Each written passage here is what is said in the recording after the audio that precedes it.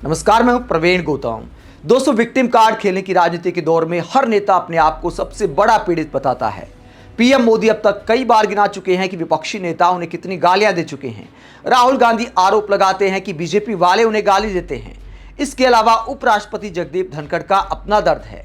वो कहते हैं, मैं खून का घूंट पी जाता हूं। विपक्षी सांसद इतनी बार मेरा अपमान कर चुके हैं, मेरी मिमिक्री की जाती है, मेरा मजाक उड़ाया जाता है।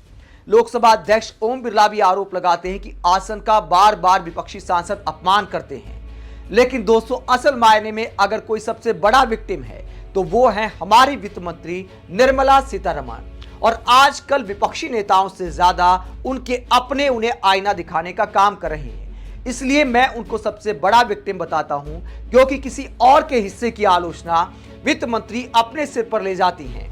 दोस्तों, जो सवाल सीधे पीएम मोदी से किए जाने चाहिए वो आजकल वित्त मंत्री से किए जा रहे हैं। मुझे हंसी आती है मोदी समर्थक ट्रोल आर्मी, मोदी समर्थक पत्रकार और मोदी सरकार के मंत्रियों पर, जो वित्त मंत्री को आईना दिखाते हैं। कायदे से पीएम मोदी का नाम लेकर सवाल करना चाहिए। टैक्स के मारे ये लोग अपना दर्द ना तो बता पा रहे हैं ना छुपा पा रहे हैं, और वित्त मंत्री ऐसे में सॉफ्ट टारगेट बन गई है, क्योंकि पीएम मोदी की आलोचना नहीं कर सकते।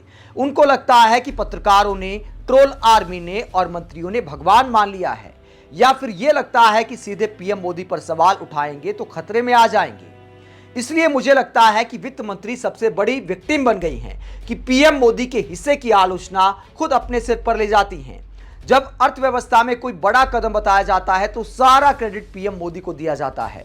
अब टैक्स को लेकर हर कोई आलोचना कर रहा है कि लगान की तरह टैक्स वसूला जा रहा है, तो वित्त मंत्री सॉफ्ट टारगेट बन गई है मोदी समर्थक पत्रकारों के लिए।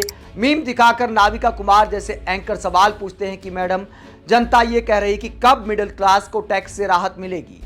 इसके अलावा मोदी समर्थक माने जाने वाले बहुत सारे पत्रकारों ने सोशल मीडिया पर अपना दर्द बयां किया। मोदी समर्थक ट्रोल आर्मी भी वित्त मंत्री की आलोचना कर रही है, जो मेरे समझ नहीं आता।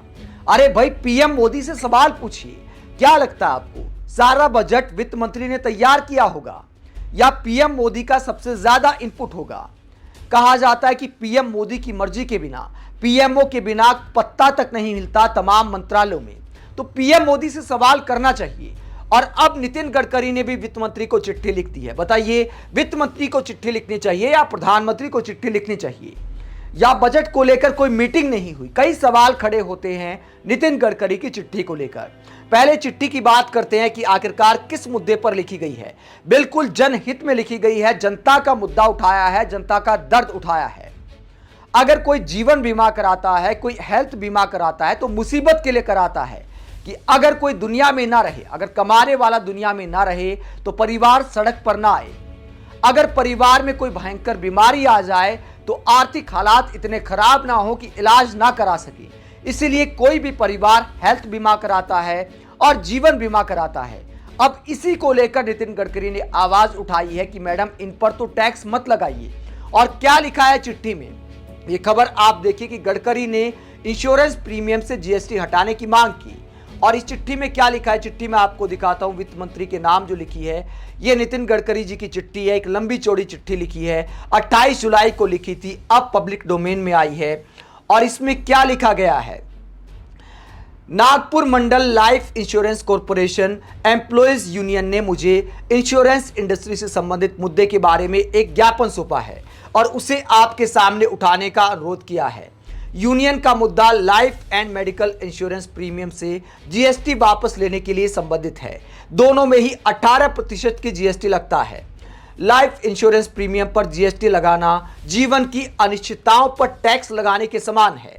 यूनियन का मानना है कि व्यक्ति जीवन की अनिश्चितताओं के जोखिम को कवर करने के लिए इंश्योरेंस खरीदता है, इसीलिए उस पर टैक्स नहीं लगाया जाना चाहिए। आगे नितिन गडकरी चिट्ठी में कहते हैं कि आपसे अनुरोध है कि लाइफ और हेल्थ इंश्योरेंस प्रीमियम पर जीएसटी वापस लेने के सुझाव पर प्राथमिकता के आधार पर विचार करें। तो ये पूरा मामला है दोस्तों। 18% जीएसटी अगर बीमा पर लगता है, जीवन बीमा पर, हेल्थ बीमा पर लगता है, तो ये बहुत शर्मनाक है। मिडिल क्लास अपनी रोजी रोटी जो कमाता है बड़ी मुश्किल से, बड़ी मेहनत के साथ कमाई का एक हिस्सा परिवार की सिक्योरिटी के लिए खर्च करता है, और उस पर भी सरकार जीएसटी ले रही है। और उसे लेकर नितिन गडकरी बड़ी अच्छी बात कहते हैं कि ये जीवन की अनिश्चितताओं पर जीएसटी लगाना है, टैक्स लगाना है। जीवन की मुसीबत पर टैक्स लगाना है और इसे लेकर नितिन गडकरी कहते हैं कि इसे हटाने पर विचार किया जाए। दोस्तों, नितिन गडकरी की चिट्ठी के बाद कई लोग कहते हैं कि वित्त मंत्री को गडकरी साहब ने आईना दिखा दिया, लेकिन मुझे लगता है कि थोड़ा आईना गडकरी साहब को खुद भी देख लेना चाहिए कि सड़क पर कितना टोल वसूला जाता है, वो भी मिडिल क्लास और आम आदमी की जेब से जाता है, तो खुद भी थोड़ा आईना देखना चाहिए। और इसके अलावा इस चिट्ठी को लेकर कई सवाल खड़े होते हैं। ये जो बात चिट्ठी में लिखी गई है, इस डायरेक्ट पीएम मोदी के नाम लिखा जाना चाहिए। मेरा मानना है कि वित्त मंत्री की बजाय गडकरी साहब को ये चिट्ठी सीधे प्रधानमंत्री को लिखनी चाहिए थी, क्योंकि वित्त मंत्री के पास क्या इतनी ताकत है। कई राजनीतिक एक्सपर्ट मानते हैं कि सब कुछ पीएमओ डिसाइड करता है, तो वित्त मंत्री इतने बड़े फैसले नहीं ले सकती। तो ऐसे में कायदे से कैबिनेट मीटिंग में पीएम मोदी के सामने गडकरी साहब को इस मुद्दे को उठाना चाहिए।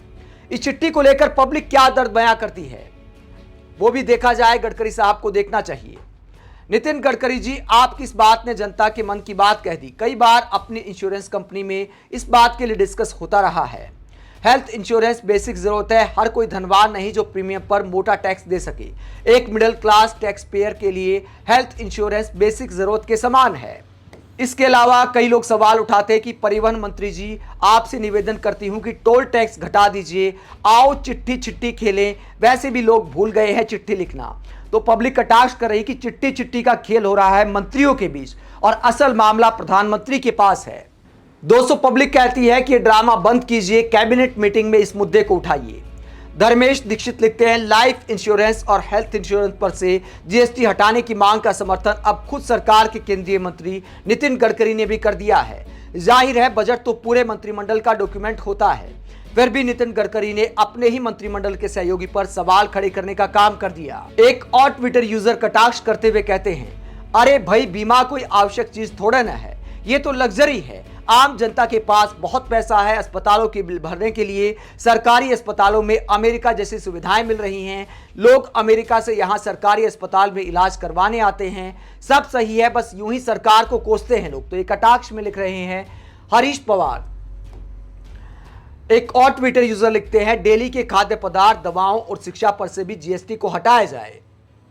तो इस तरह पब्लिक आईना दिखा रही है नितिन गडकरी की इस चिट्ठी को लेकर। दोस्तों, हकीकत यह है, चाहे जो भी विभाग क्यों ना हो, खुद गडकरी जी का विभाग बहुत ज्यादा टैक्स वसूलता है। सड़क पर आम आदमी का चलना मुश्किल हो गया है। बस में जितना किराया होता है, अगर आप अपनी गाड़ी से चलते हैं तो बहुत सारे हाईवे पर उससे ज्यादा टैक्स लग जाता है।